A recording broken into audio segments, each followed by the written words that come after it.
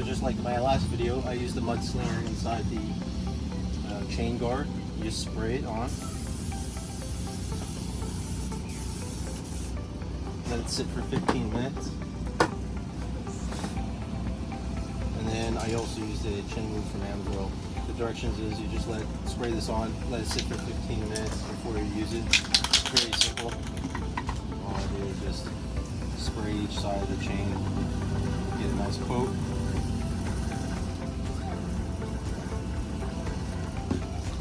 Then you let that sit for 15 minutes, and with these two combined, you should be able to just wipe it off when we're done. So at the end of the race, we'll come in, I'll take this off, we'll show you, and we'll just wipe it out. That's pretty much the product.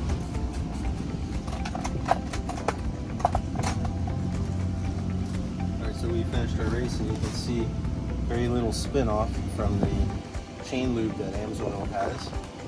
And with the mud slinger that's in there, it should wipe right out of there.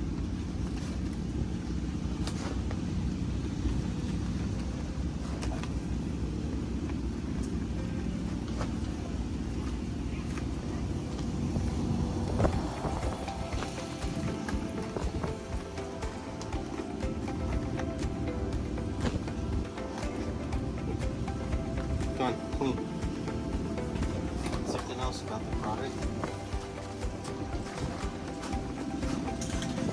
I know people like to use special lubes for these chains for the kart racing class, but this is good for on and off-road O-type chains, which is an O-ring chain. And as long as you spray it, leave it about 15 minutes and let it dry, it will not spin off, and it will lubricate the chain properly. So I'm going to go ahead and throw some more on because we got another race coming up. Like I said, I just apply it on each side of the O-rings so that it lubricates. That's one side. Here's the second side. And that's it. The chain lube by AMSOIL.